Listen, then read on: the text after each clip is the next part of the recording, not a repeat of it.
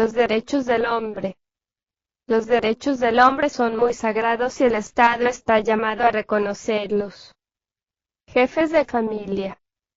Son muchos los padres de familia que con sus entradas monetarias no logran atender totalmente las necesidades vitales de su hogar. Muchas son las causas de esta desgracia: analfabetismo, enfermedad, impreparación técnica, poca habilidad para la lucha con la vida, etcétera, etcétera, etcétera. El resultado de este problema es el hambre, la prostitución de las hijas, el bandidaje, la mendicidad, y muchas otras lacras sociales que son luego explotadas por el comunismo internacional con fines de propaganda. Está ya perfectamente demostrado que en el lodo de la miseria germina la flor venenosa de la doctrina comunista. Los jefes de familia en desgracia podrían muy bien organizar sociedades de mutua ayuda donde todos se ayudaran entre sí. Estas sociedades lucharían ante los gobiernos de la tierra para lograr asistencia social, empleos mejor remunerados, etcétera, etcétera, etcétera. La unión hace la fuerza. Protección de familias en desgracia. El Estado debe ayudar a las familias en desgracia, procesados, detenidos, exiliados o condenados. Cuando un jefe de familia cae en desgracia, la familia sufre las consecuencias. Toda familia en desgracia necesita asistencia social inmediata. La familia en desgracia no debe quedar sin asistencia social. La familia no es culpable de los delitos del jefe y por tanto el Estado está llamado a protegerla. Solo así se puede evitar que las hijas se prostituyan y que la madre salga a mendigar por las calles, etc. Cuando el Estado se encoge de hombros, cuando dice: eso a mí no me importa, abona de hecho el terreno, lo prepara para que en él germine la asqueante flor de la doctrina comunista. Personas enfermas que no pueden trabajar. Las personas enfermas que no pueden trabajar necesitan ser asistidas y protegidas por el Estado. Resulta totalmente absurdo dejar a estas personas en abandono total.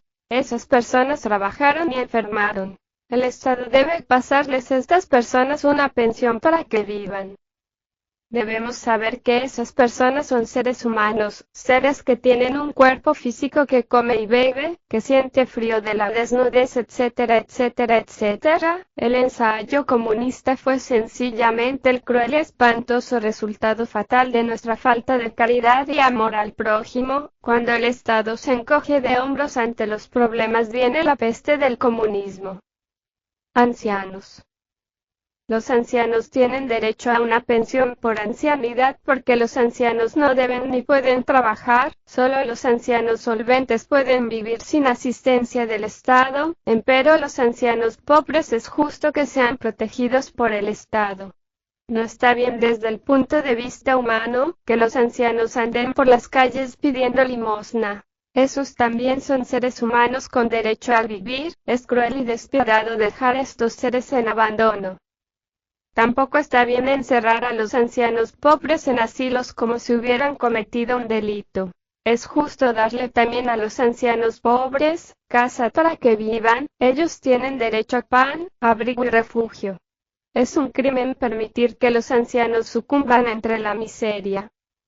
El resultado fatal de todas estas calamidades sociales es la peste del comunismo. Necesitamos eliminar de nuestra mente la crueldad y trabajar muy intensamente en la realización del Cristo social. El socialismo cristiano latinoamericano, grande y poderoso, no necesita doctrinas y revoluciones de sangre y aguardiente.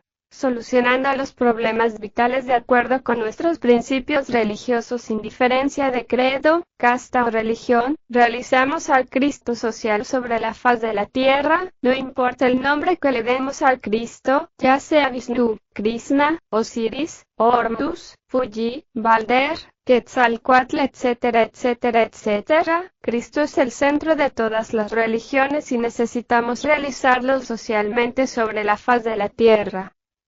Bien puede nuestro socialismo cristiano llamarse también budista, maometano, hinduista, etcétera, etcétera, etcétera. No importa el nombre, lo importante es saber que nuestro socialismo es democracia legítima, auténtica, fundamentada en los principios religiosos de Cristo, Buda, Fuji, Confucio, Hermes, Zoroastro, etcétera, etcétera, etcétera.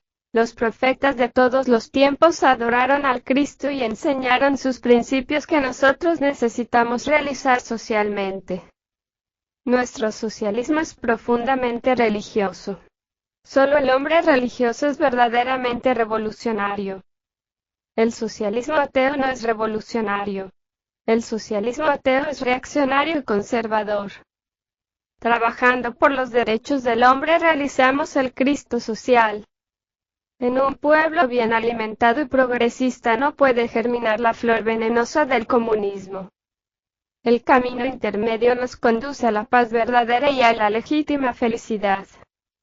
Ningún partido de extrema derecha o de extrema izquierda puede darnos felicidad.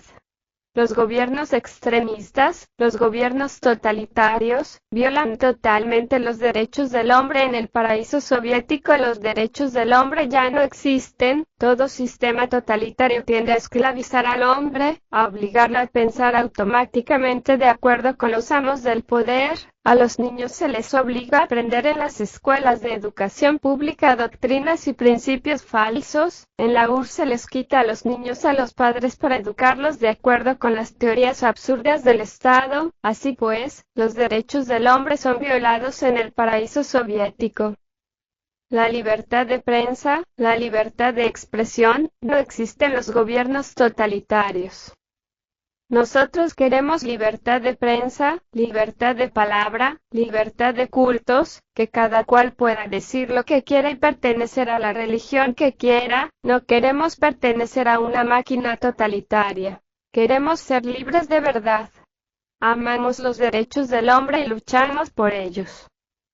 En el paraíso soviético cada ser humano es una presa automática de la máquina del Estado, donde no existe la iniciativa individual, la inteligencia humana se atrofia. Nosotros amamos la iniciativa individual y el trabajo fecundo y creador porque este es uno de los derechos del hombre. En los sistemas totalitarios de extrema derecha o de extrema izquierda, es un delito pensar y exteriorizar nuestros pensamientos cuando estos son opuestos a las teorías que sostienen el Estado. Nosotros defendemos el derecho humano de pensar y decir lo que sentimos, porque toda violación de este derecho es un crimen contra la humanidad. Samael Aumeor.